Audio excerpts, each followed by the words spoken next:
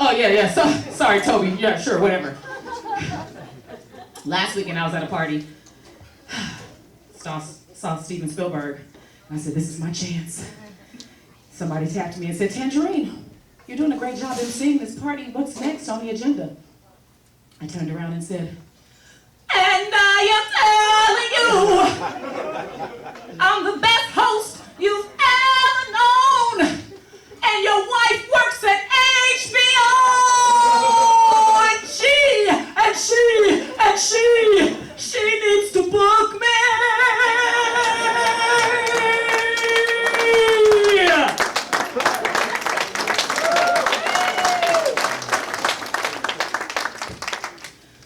She didn't even book me. I forgot I couldn't sing. All right, y'all are ready to have a good time. I'm just your host. You having fun? Excellent. I need you to keep that same energy. I have a very special treat for you. Somebody who is from Sacramento by way of the Philippines is coming up here to do his thing. I believe he also works for the Sacramento Kings. He is a filmmaker, and he is here to show you some new stuff that he is going to make you laugh super hard with. Please make some noise real loud. Start clapping right now for James Nelson.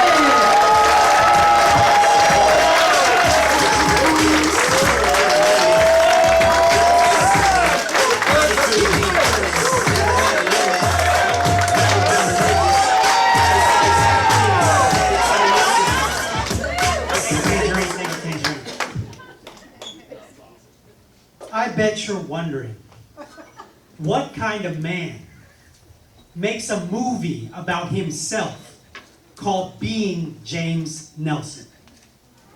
Probably James Nelson. I bet you're wondering how that man thinks he's gonna write, act, direct, edit, and produce that shit. You're probably thinking to yourself, that man has to be the most insecure, egotistical, egomaniac on the motherfucking planet right now. You know what? You wouldn't be wrong.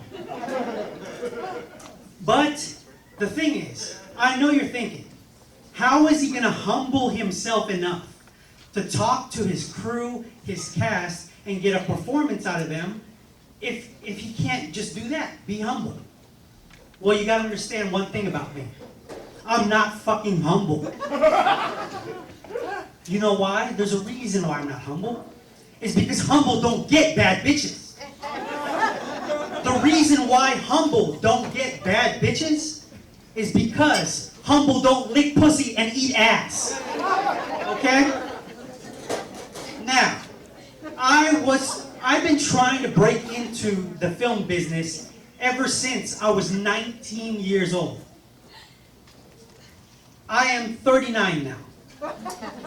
That is 20 fucking years of writing and bashing your head up against a fucking wall thinking about what to do to break in. I'm pissed off because I am supposed to be the youngest Academy Award winner in the history of the Academy Awards. I was supposed to win the Academy Award at 2 years old. For acting like I was 2! When I become a billionaire, oh, actually, sorry. Let me explain something here. Let me go back. These people need to understand something about me right now. I'm going to put all these writer-directors on motherfucking notice. You know why? Because they locked me out of this game for too fucking long. I see you, Spielberg. I wasn't even alive when you made Jaws. But do you have any idea how many women want this fucking close encounter? Shit! You gotta understand, Spielberg, they haven't even seen me in a movie yet. And when I drop my movie, do you understand what's gonna happen? When I step into a motherfucking room, panties are gonna fucking disintegrate! That's how it's gonna go down.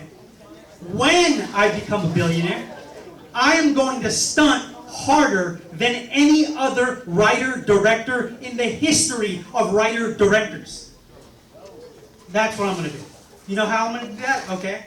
What I'm gonna do? I'm gonna be a billionaire. I'm gonna take that money.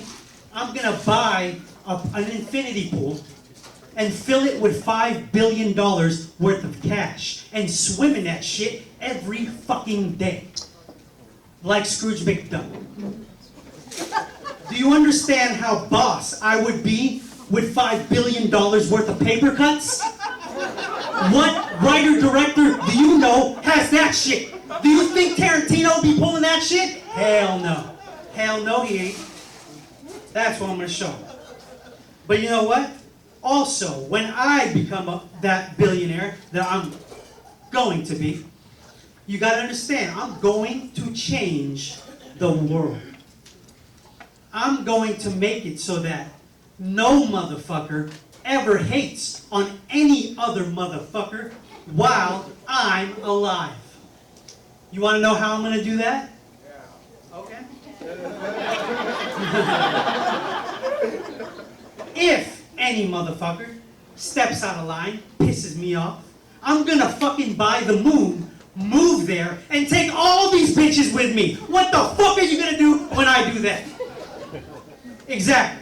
We're going to set up cameras on the fucking moon. We're going to point it down at Earth. And we're going to call motherfuckers down here and tell them last man standing gets to come up here and fuck whoever he wants. We're going to find out who the real gangsters are.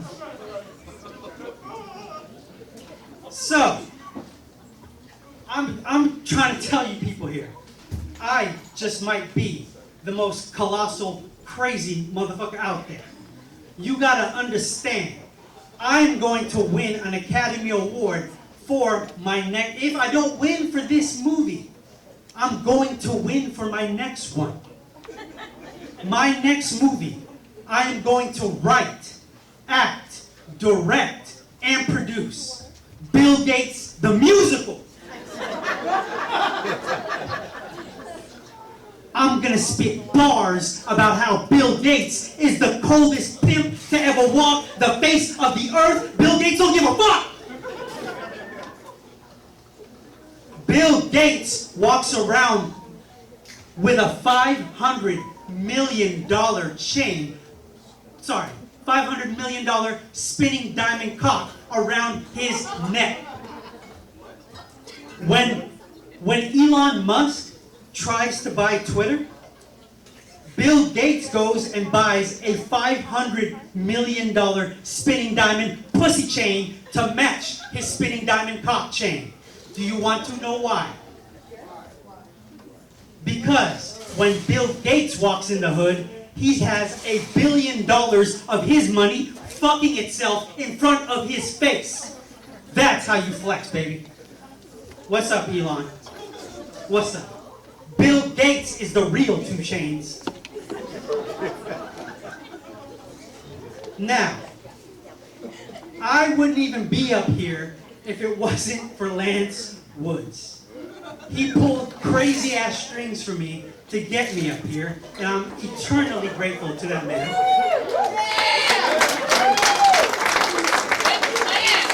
To show my appreciation to Lance Woods, I'm gonna write him roles for the rest of his life. Do you know, Lance, do you want to play Barack Obama? Lance Woods as the 44th President of the United States of America? Do you understand the Academy will shit themselves when they hand him the Oscar? That's how we're gonna get down. That's that Sacktown player shit that only NorCal gangsters know about.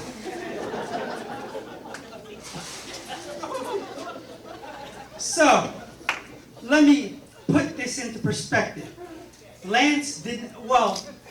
Live Nation didn't want to make it easy on me to get this gig. So you know what they did? They hit me with a clause in the contract. They said, hey, if James wants to do this shit tonight, he has to get a $1 million insurance policy for the venue. I was like, I look at that in the email, and I'm like, okay, that's how they want to play. Okay.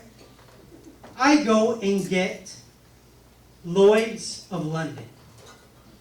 If anybody knows anything about insurance, Lloyd's of London, when you buy $100 million Picasso, it's Lloyd's of London that insures that shit. So, if Lloyd's of London is willing to insure David Beckham's legs, you better fucking believe they're going to insure the genius that is James Nelson. So,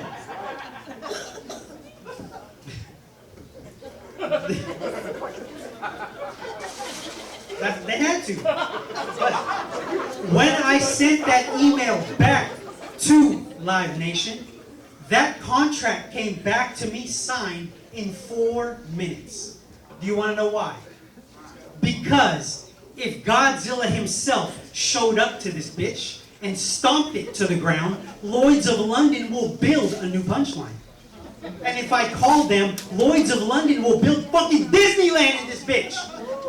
That's how we get down. Now, I am the second coldest pimp to ever walk the face of the earth, next to my boy Bill Gates.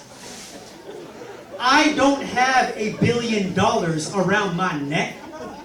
I have $1 billion below my waist. That's what I'm talking about. Now, all these bitches pretending like they don't remember what James used to do. I know you're married now, but come on, you never fucking forgot.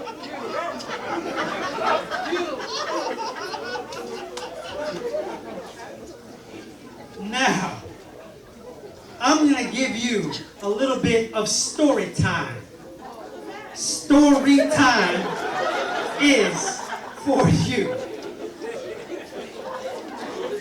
I am chilling, watching YouTube, and my boy, actor, producer, Steve Thomason calls me up and says, "Hey James, can you put my name on the poster?"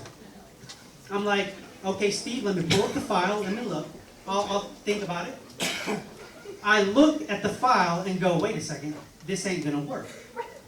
So I call Steve back and say, "Hey Steve, there's no room on the poster for your name." He says, "What?" And I say, "Steve, there's no room on the poster for your name." So he tells me, "But James, your name is on that poster 3 times. And I go, "Hey, Steve, do you know there's a reason why my name is on that poster 3 times? It's because I couldn't fit 4. Now, you go on imdb.com, you search Being James Nelson. You look at the poster, and then tell me, where the fuck am I supposed to put his name?" Now, that's all I have for you folks tonight. I'm going to pass this back off to Sandra. James Nelson, everyone. James Nelson. I don't know how much more time he was about to do, but I think we were patient. Were we patient? We all got brownie points today because nobody said get the fuck off the stage. No, James. Comedy is hard, guys. Comedy is hard. And I want you to know